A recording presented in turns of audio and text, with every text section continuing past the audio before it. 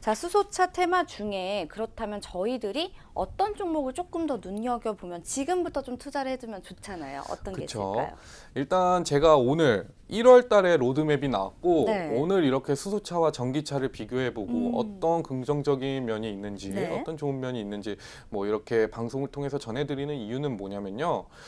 수소차, 수소경제 활성화 로드맵은 나왔지만 네. 이 수소경제 관련해서 또 하나 발표될 로드맵이 있어요. 어떤 로드맵이죠? 이제 수소 기술 확립을 위한 로드맵인데요. 이 로드맵이 늦어도 한 8월, 어, 더 늦어지면 뭐 9월까지는 나오겠죠. 네, 올해 안에 나오는군요. 그쵸. 올해 안에는 나오는데 이 로드맵이 발표가 되면 사실상 뭐 대통령이 한 번 더 발언이 있을 네, 가능성이 네. 높고 한 번 더 이제 투자자들 뭐 기관 투자자나 외인 투자자들이 어. 집중해서 또 이제 지켜볼 가능성이 높거든요. 네네. 그런 측면에서 본다면 사실 제가 테마로 봤을 때 섹터로 봤을 때 네.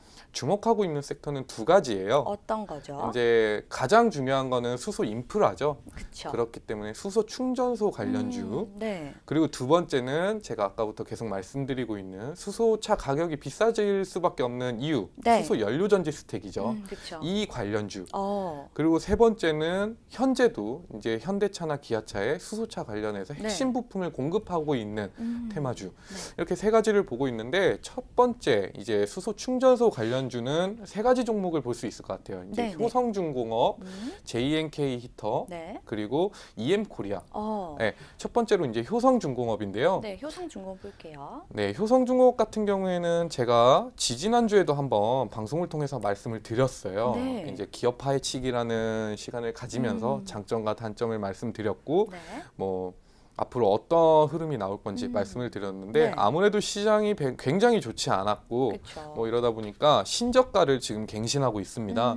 신저가를 갱신하고 있는데 이 효성중공업 같은 경우에는 뭐 수소 충전소 네. 현재 건립되어 있는 수소 충전소의 약 절반 가량을 이 효성중공업이 설립을 했단 말이에요. 네. 그렇기 때문에 이 관련해서 기술력 같은 경우에는 먼저 일단 인정은 받은 그쵸. 상황이다라고 볼 수가 있고 이 수소 충전소 인프라 설립을 위해서 우리나라 많은 기업들이 합작법인을 설립을 했습니다. 네. 그것의 그 합작법인의 기술력으로 좀 인정을 받고 어. 있는 기업이라고 보시면 될 것 같아요. 네네.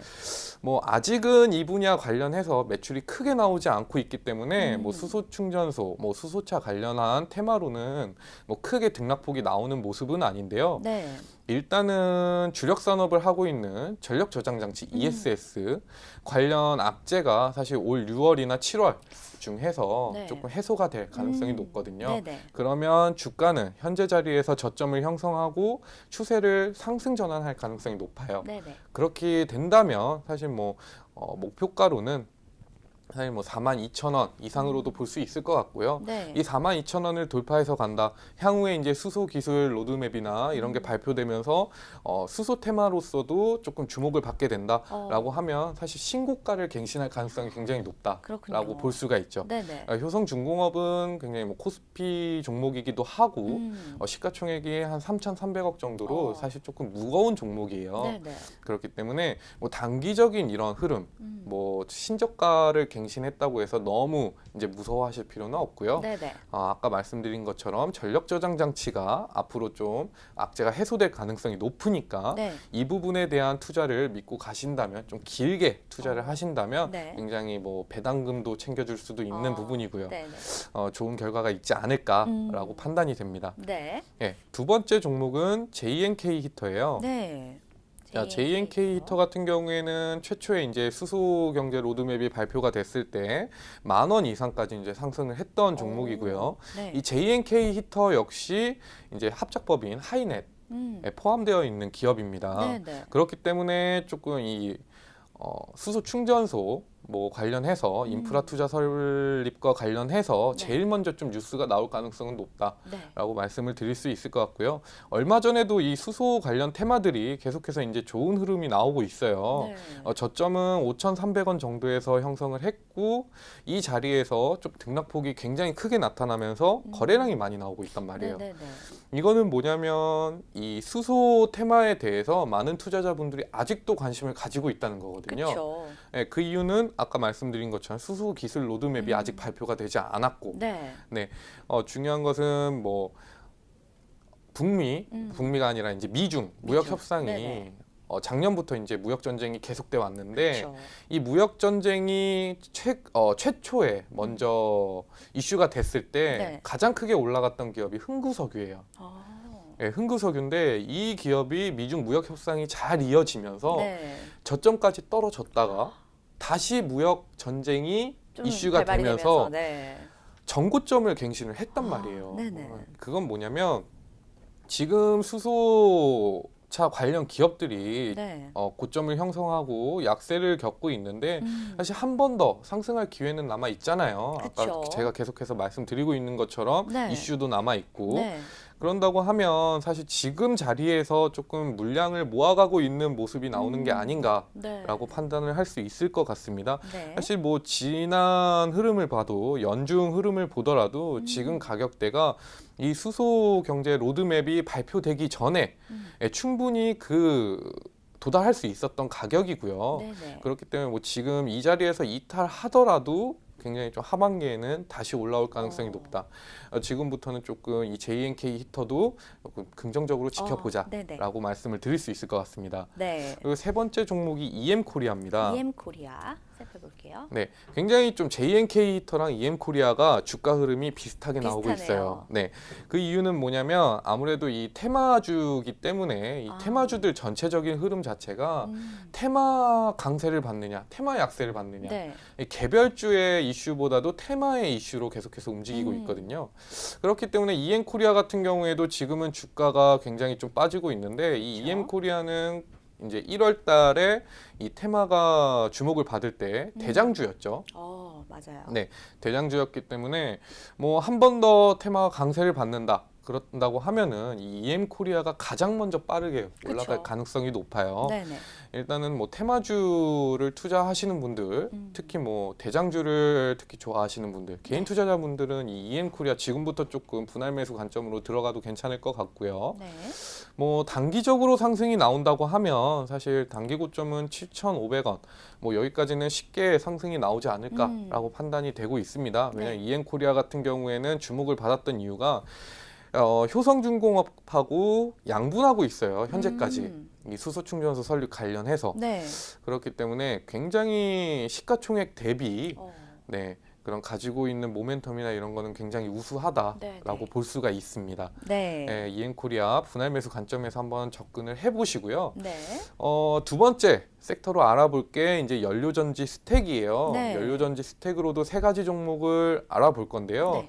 첫 번째 종목이 동양피스톤. 동양 피스톤이요. 네, 동양피스톤인데 음. 이 동양피스톤 역시 아까 지금까지 알아봤던 수소 관련 테마들 관련 종목하고 비슷한 흐름이 나오고 있고요. 차트들이 다 비슷하게 생겼어요. 네, 그렇죠? 그렇죠. 중요한 건 뭐냐면 동양피스톤 같은 경우에는 하락이 다른 종목들보다 좀 빨리 떨어졌고 5,300원 부근에서 조금 저점을 잘 형성해 가고 있다는 거예요. 네. 그러니까 다른 종목들은 계속해서 이제 짧게 봤을 때 뭐 연중 저점은 아니지만 고점 형성 이후에 계속해서 신저가를 형성하면서 내려가고 있는 모습이고요. 네네. 동양피스톤 같은 경우에는 먼저 신저가를 형성하고 이 가격에서 지금 계속해서 반등이 나오고 있거든요. 네.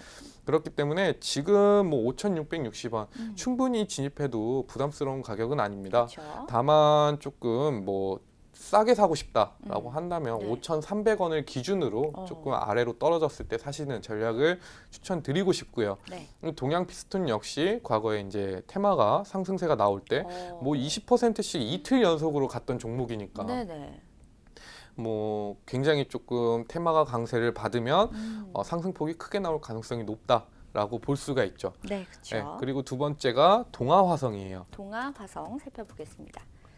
자, 동아화성 같은 경우에는 사실 조금 다른 종목들이랑 다른 점이 뭐냐면 수소 테마가 조금 주목을 받을 때 네. 한번 뭐 이렇게 상한가 가는 모습이 나오긴 했지만 네네. 중요한 거는 그 이후 흐름인데 다른 종목들이 꾸준히 빠지고 있는 동안 네. 이 동아화성 같은 경우에는 계속해서 좀 상승폭이 크게 그렇네요. 나왔습니다. 최근까지도. 이 이유는 뭐냐면 이 동아화성에서 개발하고 있는 이 스택 관련한 뉴스가 얼마 전에 나왔었고요. 네. 이 스택 관련한 뉴스가 나왔을 때 참 아이러니하게도 중국에서 수소차 관련 투자를 네. 이어가겠다라는 뉴스가 나오면서 당시 대장주로 좀 크게 올랐어요. 같이 호재가 겹쳤네요. 네, 호재가 네. 겹치면서 좀 크게 올랐죠. 뭐 그렇기 때문에 동아화성 같은 경우에는 아무래도 이 테마 자체가 가장 최근에 좀 형성이 돼 있다라고 볼 수가 있고, 뭐 8월 중에 테마가 형성된다라고 하면 이 동아화성이 제일 먼저 조금 주목을 받지 않을까라는 기대감이 있습니다. 그렇기 때문에 뭐 동아화성도 좀 계속해서 지켜보시면 될 것 같은데, 사실 근데 동아화성 같은 경우에도 가격대가 지금 5,700원 저점을 형성하고 있는 것은 나오는데 다른 종목 대비 고점에서 좀 아직 덜 빠졌어요. 그렇죠. 만약에 이 테마를 쫓아간다라고 하면 이 동아화성 같은 경우에는 더 빠져야 된다고 보이거든요. 그렇기 때문에 뭐 무턱대고 진입을 하기보다는 사실 뭐 5,700원 이하 부분에서 5,700원 이하에서 조금 분할 매수 관점으로 진입을 하시는 게 좋을 것 같고요. 아마 하락이 나오게 된다면 5,000원까지는 빠질 가능성은 높다. 5,000원. 네, 5,000원까지 빠질 가능성은 높으니까 만약에 하락이 계속된다라고 하면은 이 5,000원 가격에서 조금 저점을 형성하는지 보고 진입을 하시는 게 좋을 것이다라고 판단을 드리고 싶습니다. 그리고 세 번째가 이제 NC트론입니다. NC트론. 네, NC트론 같은 경우에는 사실 주목을 많이 못 받았죠. 예, 테마가 강세가 나올 때 그때 가격이 이 가격인데요. 사실 주목을 많이 못 받았고 하락도 굉장히 컸고 그 이유는 뭐냐면 이 NC트론 같은 경우에는 뭐 이 회사가 수소 관련 사업을 한다라는 게 아니라 NC트론이 이제 협정을 맺은 다른 회사가 있어요. 어떤 회사죠? 이제 그 회사 같은 경우에는 과거에 이제 두산 퓨얼셀이 있죠. 이제 퓨얼셀 파워라는 회사인데 이 퓨얼셀 파워가 두산에 인수가 되면서 두산 퓨얼셀이라는 회사로 바꿨거든요. 이제 그 회사를 설립한 분이 김호석 대표인데 이 사람이 이제 다른 회사를 또 설립을 했어요. 이 수소전지 연료 스택을 개발하기 위한 이 회사와 이 NC트론이 이제 좀 협정을 맺었고 관련 기술 개발을 이어나가고 있다고 합니다. 그렇기 때문에 조금 테마에서도 뭐 강세를 많이 받지 못했고요. 살짝은 밀려난 기분이 그쵸. 드네요. 살짝은 밀려났는데 아무래도 과거에 이제 두산과 병합을 시켰던 그런 이력이 있는 대표가 운영을 하고 있는 회사가 이 NC트론과 손을 잡았다. 뭐 아무래도 회사를 어떤 식으로 운영을 해갔느냐 이거에 따라서 뭐 차트 흐름이 뭐 달라질 가능성은 있겠지만 지금 흐름은 사실 뭐 620원 정도에서 굉장히 좀 지지가 잘 나오고 있거든요. 그렇기 때문에 뭐 꾸준히 지켜봐도 좋을 것이다. 다만 제가 말씀드리고 싶은 거는 이 NC트론 같은 경우에는 시가총액이 굉장히 적어요. 그리고 문제는 뭐냐면 매출액이나 영업이익도 꾸준히 감소하고 있는 기업이고요. 그러니까 실적이 별로 좋지는 않아요. 아무래도 좀 테마로 엮일 가능성은 있지만 실적을 생각했을 때는 올해 안에 흑자 전환을 하지 못하면 그렇죠. 내년에는 진짜 조금 상장 폐지가 될 수 있는 그런 위험까지도 가지고 있는 회사예요. 그렇기 때문에 조금 진입하는 거는 조금 뭐 단기적인 수익을 보고 진입을 하는 게 좋지 중장기적으로 이 수소 산업이 좀 현실화된다라고 생각하고 접근하기에는 별로 좋지 않다라고 판단을 드릴 수 있을 것 같습니다. 자, 이제 나머지 마지막 테마로 수소차 핵심 부품인데요. DK락과 GMB 코리아입니다. DK락과 GMB 코리아인데 이 두 종목 역시 굉장히 좀 테마 강세를 받을 때 같이 조금 강세를 받았던 종목이에요. 현재 이 DK락과 GMB 코리아 같은 경우에는 실제로 현대차에 수소차 관련 부품을 납품하고 있습니다. 실제로. 근데 아무래도 이 수소차가 규모의 경제를 실현하지 못하고 있으니까 관련 매출은 크진 않아요.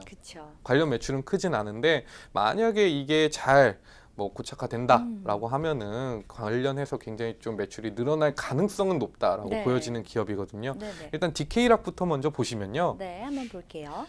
주가 흐름은 사실 뭐 박스권을 형성했다고 보여요. 박스권이 이제 저점은 9,700원, 고점은 뭐 11,000원. 이 선을 뭐 계속해서 터치하는 흐름이 나오고 있는데 뭐 지금 같은 경우에는 이 11,500원을 돌파하려는 모습이 나오고는 있지만 뭐 돌파를 한다면 그때는 좀 추격 매수를 해도 괜찮을 것 같아요. 그때는 돌파할 때는 뭐 단기적인 수익을 뭐 목적으로 뭐 추경 매매를 해도 괜찮을 것 같은데 네. 이 선을 돌파하지 못한다면 다시 9,700원까지 떨어질 가능성이 높아요. 네. 그러니까 조금 기다렸다가 이 선에서 조금 매수를 진행하시는 게 좋을 거고요. 네.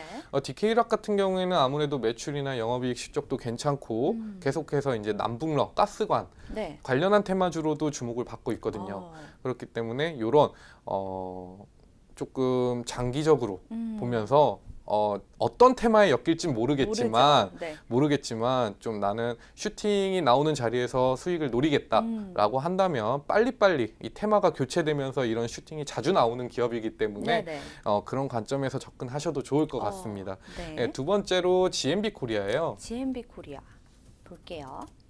이 GMB 코리아 같은 경우에도 네, 지금은 조금 뭐 연중 저점까지 내려온 것은 아니지만 네. 고점 대비 굉장히 많이 빠졌죠. 지금 또 시장도 워낙 또 안 좋기도 했고. 네, 그런 그쵸. 점에서. 뭐 그런 부분을 생각을 한다면 네. 사실 작년 10월에 형성됐던 연중 저점은 아무래도 증시가 워낙 안 좋았고 그렇죠. 근데 이 10월 흐름을 빼고 본다고 하면은 사실 7,300원 네. 지금 가격대가 조금 바닥 부근이다 음. 라고 판단을 드릴 수 있을 것 같아요. 네.